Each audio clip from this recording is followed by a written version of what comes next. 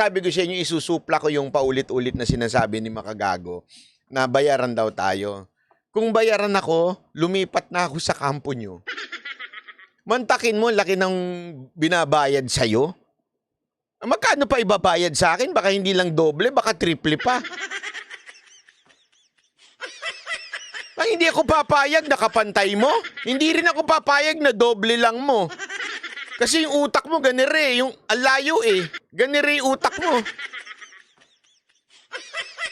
So kung mukha akong pera at bayaran ako, lilipat ako dyan sa kampo mo at triple ang budget ko kaysa sa'yo at patatanggal kita. Sasabihin ko, gusto niyo ako? Triple. Tapos tanggalin niyo si Makagago. Tangin na Republic lang, di pa alam. Tapos gusto niyo yun. Di ba? Oh. Hindi, eto lang. Kaya nga, that is the, yun ang pinaka silliest na masasabi ko sa lahat ng sinabi ni Makagago. Kino-contradict niya yung sinasabi niya na bayaran ako pero mas mataas ako sa kanya. Ibig lang sabihin nun, malaki ang paid, ang presyo ko, value ko kaysa sa kanya. Eh di sana lumipat na ako dyan, limpak-limpak na salapi siguro. Siguro hindi na ako nagla-live. Magsasalita lang ako isang beses. Tapos tatanggap na ako ng milyon-milyones. Paano ko nalaman? Paano ko nalaman? Meron akong kilala. Di ko na lang sasabihin ko sino Meron akong kilala. Eto, aminado ako, matalino tong taon to. Kaya naman, hindi lang milyones.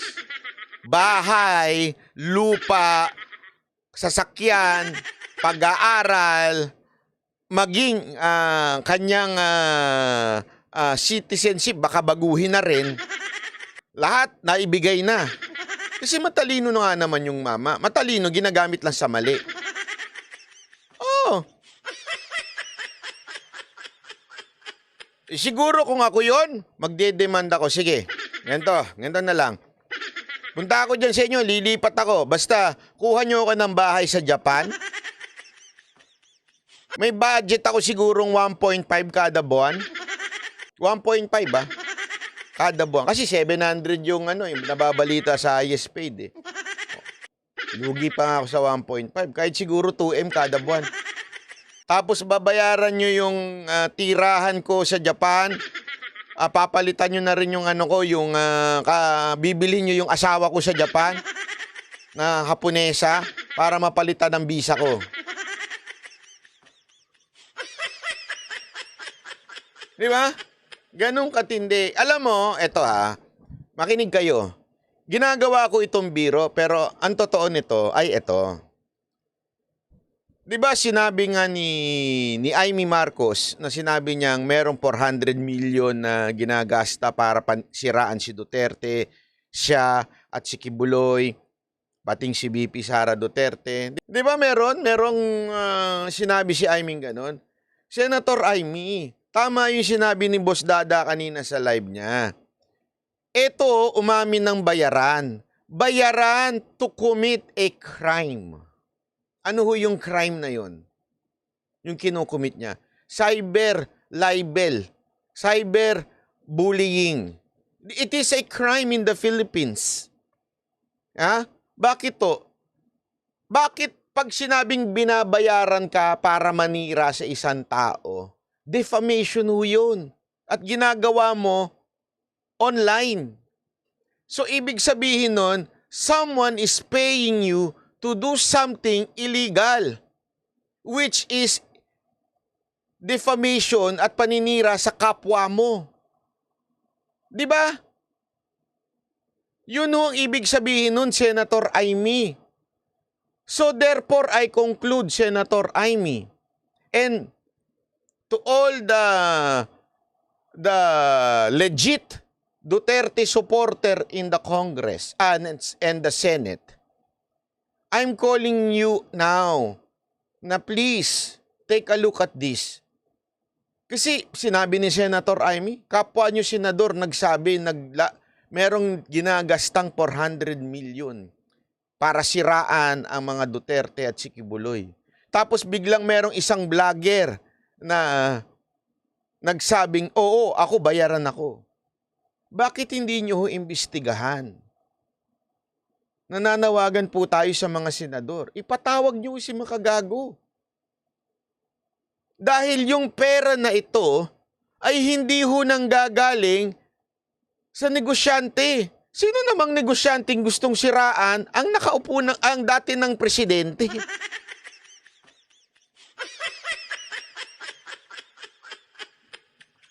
So, sigurado, ang naninira dito ay yung maaaring makalaban ni VP Sara Duterte sa susunod na eleksyon. Bakit hindi nyo ho alamin yun? I-Senate hearing ho yung ganyan. Kasi ano to, hahayaan na lang natin na, tandaan nyo ha, we are not saying that there is no freedom of speech. But freedom of speech is different from cyber libel, defamation, and cyberbullying. It's different. Second, iba rin po yung pinagkukuhanan ng pera. Pera po ito ng taong bayan. Pera na nilulustay ng kung sino man na nagbabayad dito kay makagago. Pera ng taong bayan. Senator Amy, makinig ka po. Gawin mo ito. Bati na tayo. Di na kita awayin. Joke lang. Hindi, gawin mo ito. Susuportahan ko itong panawagan mo. Gusto mo, imbitahan mo si makagago, paaminin nyo kung sino nagbayad, imbitahan nyo rin ako.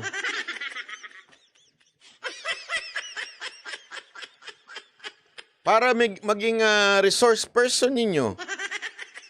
Di ba?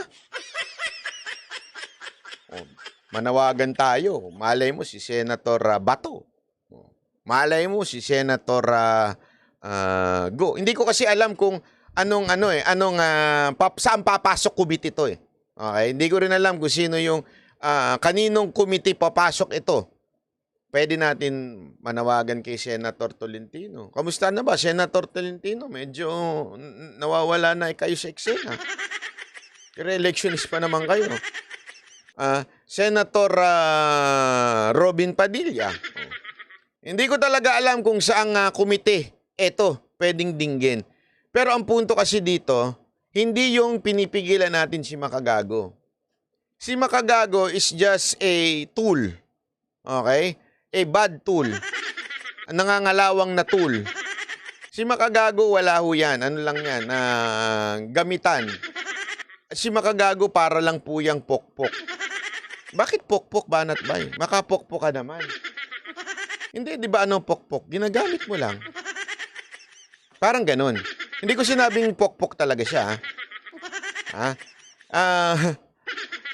Siya po ay ginagamit, di ba, ng nagbabayad sa kanya. O ano man tawag mo dun sa mga ginagamit, binabayaran.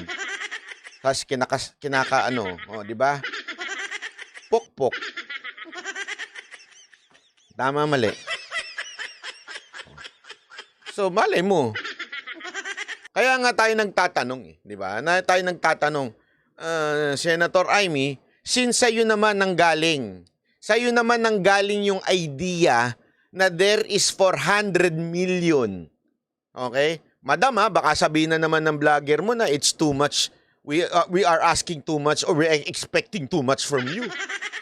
Sabihin na naman ni vlogger, Joey, sabihin na naman, I think we are singling out si Senator Amy. No, we are not singling out Senator Amy.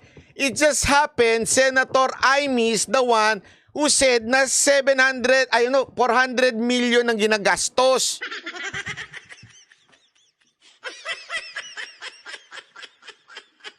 Nananawagan din tayo kay si Direk Daryl Yap.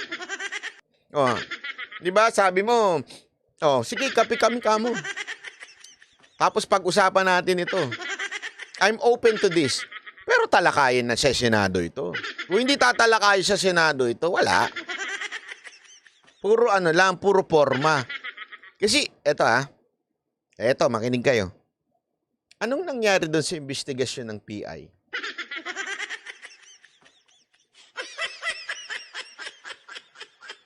Meron ba silang rekomendasyon na sampahan ng kaso sa ombudsman yung mga kongresistang gumamit ng ayuda ng DSWD? Meron po ba?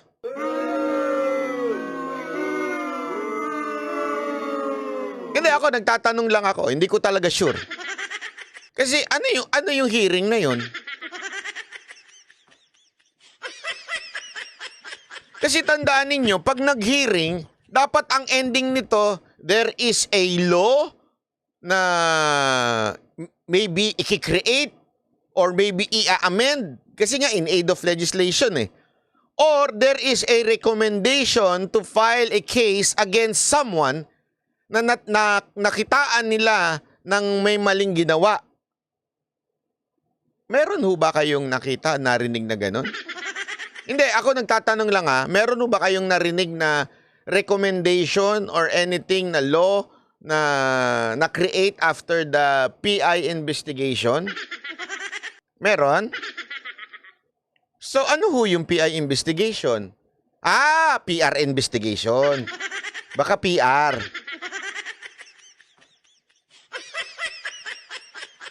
Baka PR. Oh.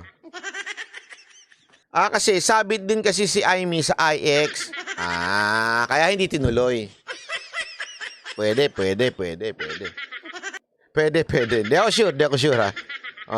Paano tatalakay sa Senado ni Senator? Meron din siya mga troll vlogger para i-build up siya.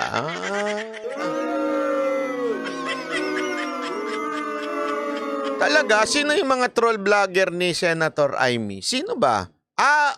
Alam ko na. May kilala ko isa. Isa lang. Meron pa bang iba? Meron pa ba? Meron ba kayo alam? Ako wala kasi. Parang isa lang yung alam ko eh. Sandali. Ito, since napag-usapan na natin yan eh. Pag-usapan natin ng kapiraso yung boyfriend ni Jay Guevara. Jay Guevara, kamusta na yung boyfriend mo si Cass Janet? Kasi naalala ko lang, one time, di ba, si Cass Janet, meron binuong grupo yan eh, di ba? Yung samahan ng mga gago. Samahan ba ng mga gago? Yung samahan ng mga bobo. Di ba meron silang samahan ng mga bobong, mga ganito? Anong pangalan noon nung nila, samahan ng mga bobo?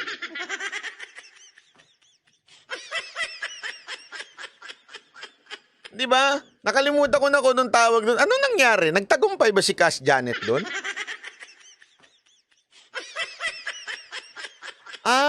Oo, yun. Yung BIPI. Anong BIPI? UVIP. Union ng mga vovong influencer sa Pilipinas. Yan ba yon? UVIP. Union ng mga vovong influencer sa Pilipinas. United Vloggers pala. Oo nga, binanatan sila nung Blackbird, yung nang didilat, yung ganun yung mukha, yung hindi na magkasya sa camera yung pagmumuka. Alala ko na, takanantutsa.